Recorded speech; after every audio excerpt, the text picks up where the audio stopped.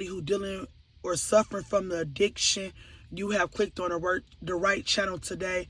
Hopefully I can give you some support just basing on experiences and things I know about dealing with a person with an addiction, and hopefully you find this video helpful and at least supportive today, because I know it can be a very hard and challenging thing to love somebody who's dealing with an addiction, such as a substance abuse addiction, a gambling addiction, a sex addiction. I can see with different people, they financially irresponsible, and the list just goes on. Anything that's going to cause problems in your home, them not pulling their weight or not giving you what you need out the relationship, can be hurtful and it can be painful, especially when you genuinely love that person or y'all got children, a family together, and you don't want to walk away. It's just hard, man. It's hard, like dealing with somebody who got an addiction that you genuinely love and care about, and especially when they constantly failing you and laying you down, and you thinking things gonna change. You got so much belief and hoping to that person just to be let down again. They constantly relapsing, giving you false hope, giving you false promises, and putting you in an enabler role even when you don't ask to be in an enabler role. So a lot of people say, what is an enabler? An enabler is anytime you stand into an unhealthy relationship or marriage with the person who's suffering from an addiction, and you constantly enabling the relationship by financially supporting them, taking care of them, not setting healthy boundaries with that person, allowing them to do anything they want to do when you know it's not right, and you constantly remain in their relationship for various reasons. You become the enabler because you know it's not right, but you stay anyway. You know it's not healthy. You know they're not making healthy choices. So it's almost like you becoming the enabler. You enabling the bad and toxic behaviors because you're not removing yourself from that relationship, which can be very hard and very challenging to set boundaries with a person that you genuinely love and want to see them to win, but they're not taking the necessary steps to better themselves. Then you become the enabler when you're not setting boundaries, and sometimes those boundaries can even consist of cutting them off or removing yourself from them or separating from them for quite some time, which can be very hard when you really love that person. And it is like you battle with loving yourself and not disrespecting yourself or setting your standards low to be in a relationship or a marriage with this person. But if they're not getting the help, where do that leave you? Picking up their slack, taking care of the family, financial debt, sometimes emotional and physical abuse can occur, low self-esteem, low worth, feeling like you're not good enough. It can leave you in a very bad predicament. That's why it's just a sad situation when you love somebody who's going through those type of challenges, especially if they're not willing to get the help or they got poor judgment and no insight. They in denial still. They don't even feel like they have a problem. They keep minimizing the situation, making like you're the problem, everybody else the problem. They're sweeping under the rug. They want you to sweep it under the rug. They're not even willing to say or realize they have a problem. The first part of change is identifying you have a problem, identifying there's something wrong with this situation, being unstable and not being able to follow through on adult responsibilities. If that person's not even admitting that that's your problem, they're in denial, and they want you to accept and meet them where they're at, will put you in a vulnerable situation because you don't want to let them go or don't want to have to walk away from that relationship, but you also don't want to settle. And that's where it puts you at, in a bad situation. When a person's in denial, they minimize and they kind of know something wrong, but they not ready to work on it. They're not ready to change, to make the necessary changes to give you that healthy relationship, to give your children the healthy environment. So they are sweeping it under the rug because they're not willing to change. For whatever reason, they're not ready to change. It could be lack of motivation. It can be struggling because gambling addictions, alcohol addiction, drugs addictions, it can be very hard to weed yourself off of those things when you're coping, using it as a coping method to mask something else. But until you address that issue, it keep you right there, and the people around you, they suffer also because you're not able to financially provide for your family. You're not able to emotionally provide for your family and your significant other, and they have to pick up all the slack. So it's like everybody's suffering in that household until that person gets some help. And that's why most of the time people do have to leave or separate themselves from them type of people, because when you're raising children in that type of environment, it becomes a dysfunctional, toxic environment for your children to be raised in. So you have to remove yourself from that type of person until they get themselves some help. As much as you can see the good and the potential in them, until they get themselves some help, it can be the most challenging thing to have to walk away and leave the person that you love, that you see yourself with, that you desire for, that you really care about. That can be the most challenging thing when you're dealing with somebody with an addiction or a toxic, dysfunctional person. You know, that can be the most challenging thing, to have to walk away. When you see so much potential, you love them, you see the good in them, you want nothing but the best for them, but they have to want it for themselves. Because if you stay and they not trying to get help, you become the enabler. And it damages you also. It causes you to belittle yourself. It causes you to settle and degrade yourself. And it messes with your self-esteem. Even staying in that type of environment. And like I said, if you got children in that environment, it become a neglectful situation, abusive situation, where you even see it sometimes the children get removed from the home if one of the parents don't be the bigger person to walk away from the toxic partner.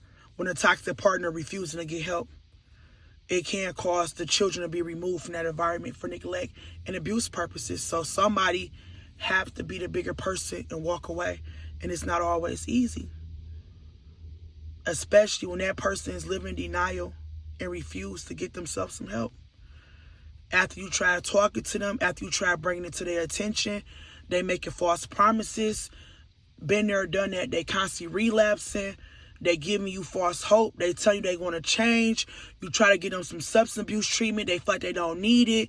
They feel like they're not addicted. They feel like they can do it on their own. They walk off from treatment facilities. They're going to mental health treatment. They're not taking their medication. They're missing appointments. They're not doing the necessary steps to better themselves, whatever those steps may be. And like I said, it could be for various reasons. But I feel like denial is one of the biggest reasons. Denial keep people from changing. You have to be aware that it's a problem in order to change the problem.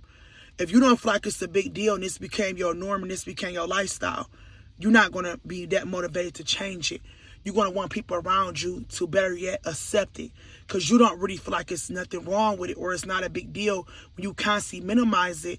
Or you got people who do know it's something wrong with it, but they're not ready to change. So they still minimizing it and saying it's not that bad, because whatever they're addicted to, they're not ready to let it go. So they continue to minimize the situation. And that's why it's an addiction. When you don't realize how it's messing up your life, what if it's not, you're not able to keep a job, it's messing up your home life with your family, your significant other, whatever that thing is that you're addicted to, and you're not willing to let it go, despite it's causing problems in your life.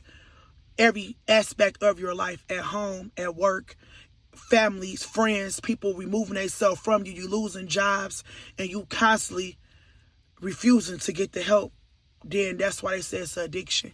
Because you love that thing, whatever you addicted to, more than your stability at that time. That thing, that high, that quick fix is more important than your stability at that time.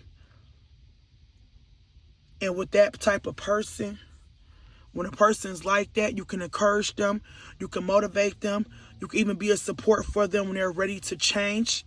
You don't have to cut them off for the rest of your life. You can, if you love them enough, especially if you're co-parenting, whatever the situation may be, but putting space is always great if you're able to put that space to give yourself time to heal, to understand what you want, to respect yourself again. And it's okay to cry. Let me just say that. Cry, feel sad, don't stay there. It's hurtful. It's painful to have to walk away from somebody you genuinely care and love. I've been there. It's hurtful. It's sad. And when you think this is a person you're going to spend the rest of your life with, you saw so much good in them, and you saw the potential. But keyword, potential. Potential and hope will keep you in a toxic, abusive situation for years. And you keep going round and round and round and round this circle, hoping for change. But until that person's ready to change and feel a need to change, it's just that. It's hope and potential. And it keep you there. It keep you there with that person until you get strong enough to walk away and realize that you deserve better, and realize your value and your worth, and realize they not no good for you. Because it's kind of like when you're dealing with somebody that's not on your level and you up here and they down here, it's only two things can happen. Either you going to go down or they going to come up. Period. Either you going to go down or they going to come up. It's just that simple. It's when you're not, what they say, equally yoked, now on the same level, now on the same page for whatever reason. Like I said, whether it's addiction or whatever they fighting, it's only two things can happen in that situation. So sometimes you got to save yourself when you can't save them, or we want to save them. You want them to put them up so bad. But it's like, sometimes you got to save yourself. You can't save them. They got to want to save themselves. But you can always, like I said, keep a line of communication when they're ready to change. If you want to answer the phone, and if you see them actually actively getting themselves some help, whether that's active mental health treatment, whether that's active substance abuse treatment, they made the first step to check themselves into a treatment facility, or actively seeking a psychiatrist, seeking a therapist. They're actively seeking professional help to better themselves. To better themselves. Then you probably, at that time got something to work with. If they genuinely serious about getting help and making a necessary change so y'all can have a healthier life and a healthier living environment, so that you don't have to live in a toxic, dysfunctional household. And if you got children, so they don't have to suffer. If they're making the necessary steps to better themselves, that trust can be regained again, and y'all can live happily ever after. But as we know, that's not always the case. As hurtful as it is, you might have to walk away from that person completely if they're not making the necessary changes, if you want to save yourself. If you want to better yourself, sometime bettering yourself, including leaving them alone, because they're not doing what they need to do to make things better for y'all. And it's hurtful. Sometimes you got to seek therapy for yourself to help heal, because your self-esteem been beaten down so bad by dealing with this person. Your worth, everything has been too down, because the longer you stay, it brings down your worth and your value. Emotionally, you might got to go seek help yourself to even get out this situation. It's challenging to even remove yourself from this type of person, because they can become your addiction and you don't even know it. They can become your addiction. The addiction you want to fix them, the false hope you see in them, it's not so bad. It's not so bad sometimes, because you really don't want to let go. You really don't want to let go. You love them. You don't want to let go. So then you probably have to seek some help, because they can become your addiction because they're fighting addiction. You see how this go? They're fighting something that's keeping them from being healthy to you, and they become your addiction, because if they're not healthy, how can they be healthy to you? It's a domino effect, how it can tear up a household. And now you might get some help, some mental health therapy to even give yourself the strength to remove yourself from this person, because you love them. You love them. And it's okay to cry. It's okay to say, I love them. Living in your truth, start there. You don't live in denial. Telling yourself the truth, I love this person. I'm struggling. I want to be with this person. Sometimes saying that alone being real with yourself, it helps to get to the next step. But identifying, as much as I love them, where that leaves me if I stay. What do I have to compromise of myself to stay with this person because they're not healthy, they're toxic, they're dysfunctional at the time, they're suffering from addiction? Where do that leave me when it comes to my boundaries and me being healthy? That's the second part of, after you love them and want to be with them, what do you have to compromise of yourself to stay and to keep this relationship going because they are not wanting to change, or they're not seeking help because they're still addicted to whatever they're addicted to? Where did that leave you? That's the question. So you probably have to seek therapy also to work through those issues. It's very hard. It's very hard. It's very hard to get out of a toxic, dysfunctional relationship with somebody you genuinely love and care about and you want to be with. It's very challenging. It's very hard. It's not easy. It's not black and white. Once you love, invested in that person, once you got children by that person, so don't let people make you feel bad because you love that person. It's not black and white. It's not easy. We human. We love people. We care for others, especially if you got a good, big heart. So it's not black and white. But at the same time, you have to be mature enough to make more responsible decisions for yourself as well as your children, if y'all have children in their household. And seek professional help if needed. Hope this video was helpful. Hope if you found this supportive. If you're dealing with this type of situation, this your girl Dre with the T. If this your first time here, please be sure to hit that subscribe button. Let's help the channel grow. Until next time, y'all be safe out there.